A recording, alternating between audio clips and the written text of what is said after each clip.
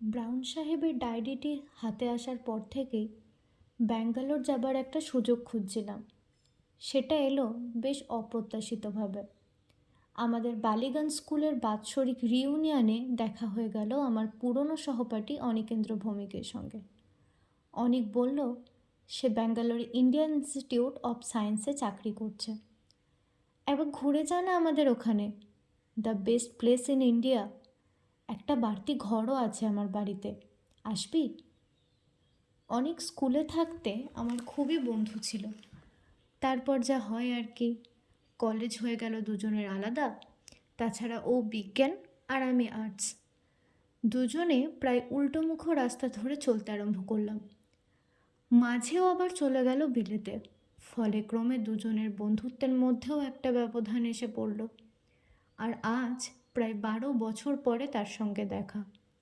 বললাম, গিয়ে পড়তে পারি, কোন সময়টা ভালো?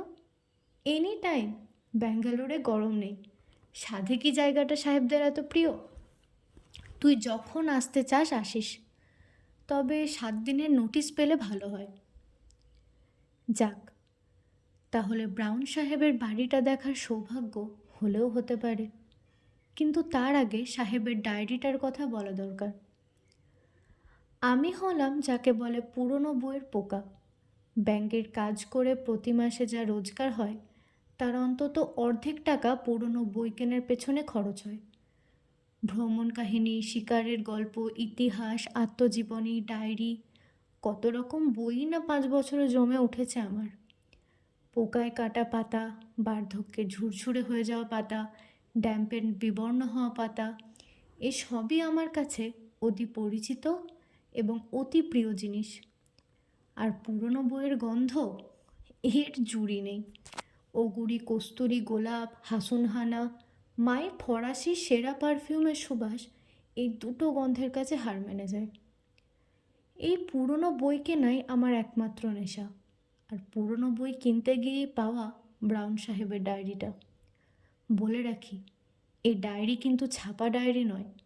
যদিও সেরকম ডায়েরি আমার আছে, এই ডায়েরি একেবারে খাগের কলমে লেখা আসল ডায়েরি। লাল চামড়ায় বাঁধানো 350 পাতার রুলটানা খাতা, 6 ইঞ্চি বাই 4.5 ইঞ্চি। মলাটের চারপাশে সোনার জলের নকশা করা বর্ডার। তার মাঝখানে সোনার ছাপা অক্ষরে লেখা সাহেবের নাম, জন মিডলটন ব্রাউন। মলাট খুললে প্রথম পাতায় সাহেবের নিজের হাতে নাম সই, তার নিচে সাহেবের ঠিকানা, Evergreen Lodge, Fraser Town, Bangalore.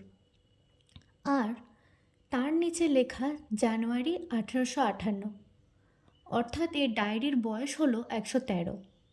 এই ব্রাউন সাহেবের নাম লেখা অন্য আরও খান কতক বইয়ের সঙ্গে ছিল এই লাল চামড়ায় বাঁধানোর খাতাটা। নাম করা বইয়ের তুলনায় দাম খুবই কম। মকবুল চাইল 20, আমি বললাম 10। শেষটাই 12 টাকার বিনিময়ে বইটা আমার সম্পত্তি হয়ে গেল।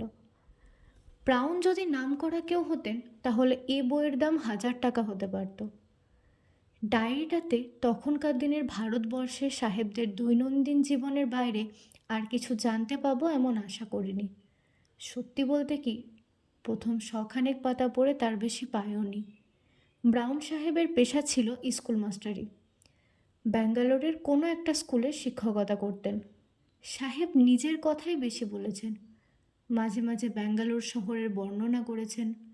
এক জায়গায় তখনকার বড়লাটের গিন্নি লেডি ক্যানিংয়ের ব্যাঙ্গালোর আসার ঘটনা বলেছেন।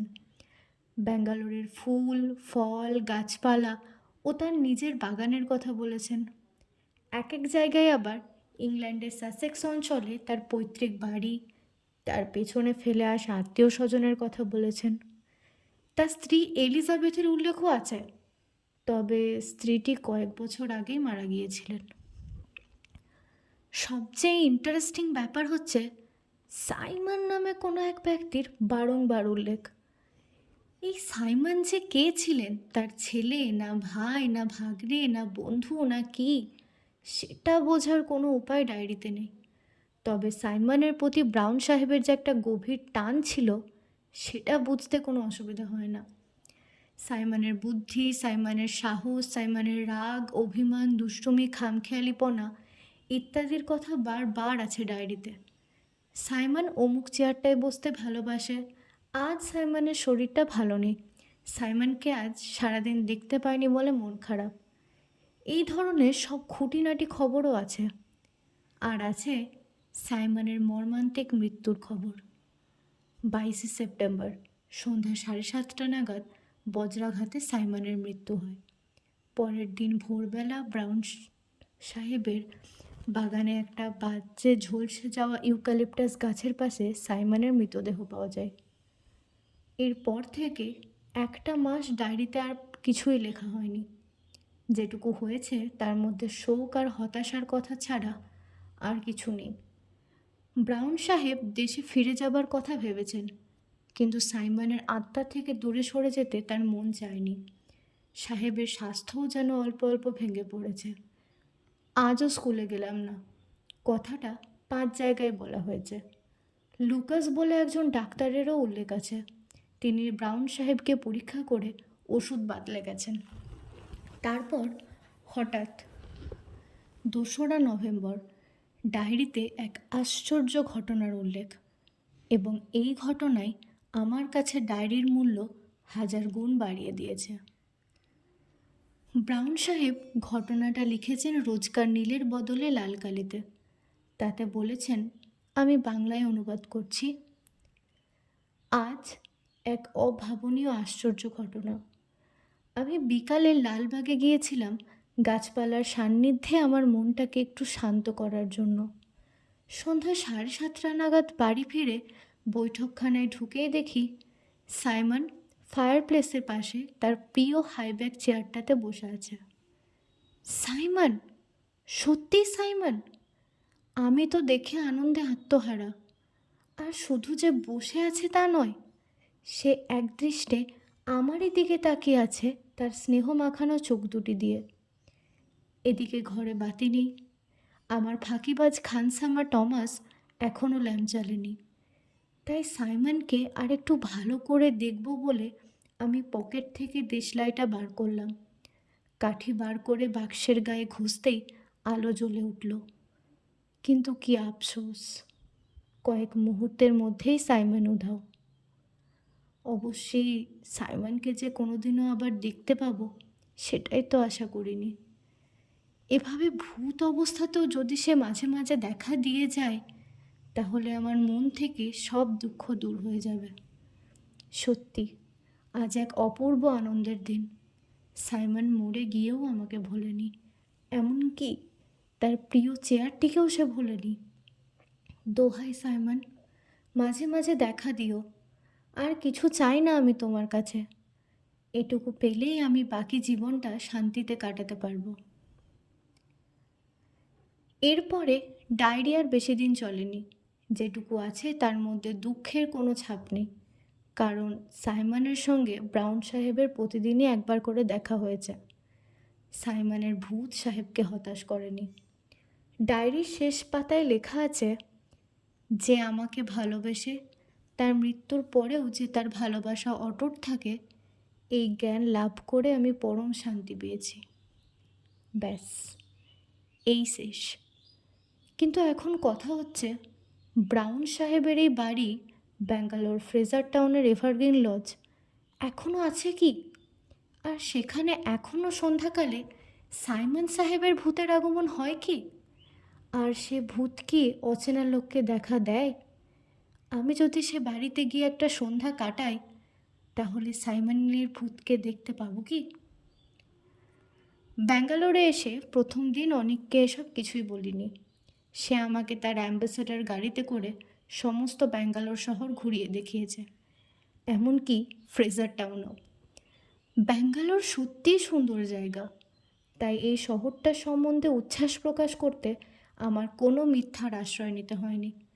শুধু সুন্দর নয়, কলকাতার পর এমন একটা শান্ত কোলাহল শূন্য শহরকে প্রায় অবাস্তব স্বপ্নরাজ্যের মতো মনে হয়। দ্বিতীয় দিন ছিল রবিবার।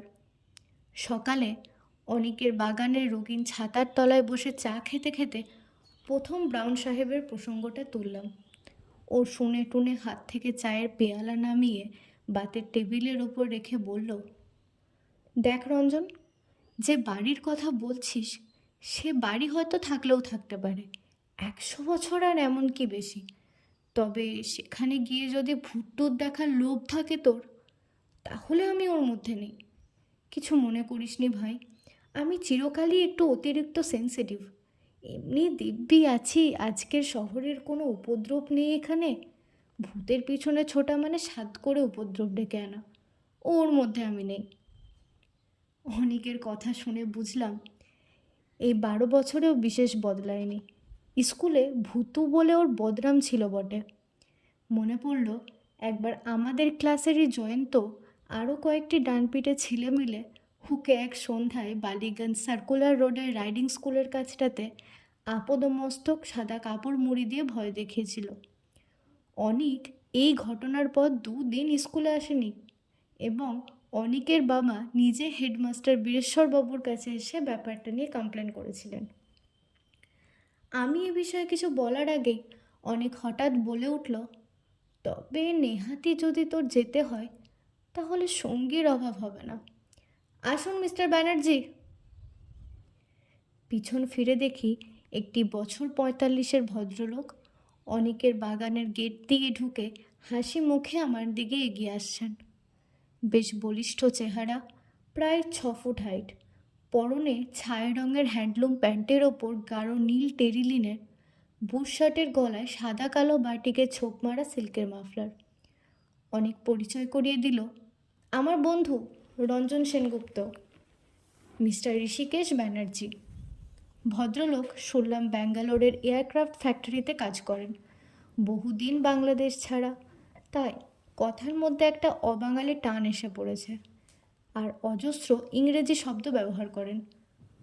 অনেক বেয়ারাকে ডেকে আর এক পেয়ালা চায়ের কথা বলে দিয়ে একেবারে সোজাসুজি ব্রাউন সাহেবের বাড়ির কথাটা পেরে বসল।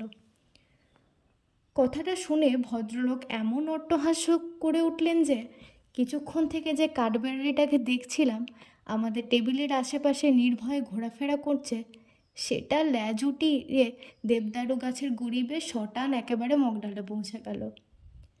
Ghost, ghost, you seriously believe in ghost? আজকের দিনে, আজকের যুগে? আমি আমতা আমতা করে বললাম, একটা কৌতূহল থাকতে ক্ষতি কী? এমনও তো হতে পারে যে ভূতের একটা বৈজ্ঞানিক ব্যাখ্যা আছে, যেটা 10 বছরের মধ্যে জানা যাবে। ব্যানার্জির হাসি তবুও থামে না। লক্ষ্য করলাম ভদ্রলোকের দাঁতগুলো ভারী ঝকঝকে ও মজবুত। অনিক বলল, যাই হোক mister Banerjee, ghost or no ghost, এমন যদি একটা বাড়ি থেকেই থাকে আর রঞ্জনের যদি একটা উদ্ভট খেয়াল হয়েই থাকে, একটা সন্ধেবেলা ওকে নিয়ে খানিকটা সময়ের জন্য বাড়িতে কাটিয়ে আসতে পারবেন কি না সেইটা বলুন। ও কলকাতা থেকে এসেছে, আমার গেস্ট, ওকে তো আর আমি একা যেতে দিতে পারি না ও সেখানে। আর সত্যি বলতে কি, আমি নিজে মানুষটা একটু অতিরিক্ত, যাকে বলে সাবধানী। আমি যদি নিয়ে যাই তাহলে বোধহয় ওর সুবিধের চেয়ে অসুবিধেই হবে বেশি। ব্যানার্জি তার শার্টের পকেট থেকে একটা বাঁকা পাইপ বার করে তার মধ্যে তামাক গুছতে গুছতে বললেন, আমার আপত্তি নেই, তবে আমি যেতে পারি কেবল একটা কন্ডিশনে। আমার সাথে একজনকে নেব না, 2 জনকেই নেব। কথাটা শেষ করে ব্যানার্জি আবার হাসলেন। এর ফলে এবার আশেপাশের গাছ থেকে 4-5 রকম পাখির চিৎকার ও ডানা ঝাপটানির আওয়াজ শোনা গেল। অনেকের মুখ কিঞ্চিত ফ্যাকাশে দেখালেও সে আপত্তি করতে পারল না। কি নাম বললেন বাড়িটার? ব্যানার্জি জিজ্ঞেস করলেন। এভারগ্রিন লজ, ফ্রেজার টাউনে? তাই তো বলছে ডায়েরিতে। ভদ্রলোক পাইপে টান দিলেন। ফ্রেজার টাউনে সাহেবদের কিছু পুরনো বাড়ি আছে বটে, কটেজ টাইপের। এনিওয়ে, যেতেই যদি হয় তো দেরি করে লাভ কি? হোয়াট অ্যাবাউট আজকের বিকেল, এই ধরুন 4টে নাগাদ?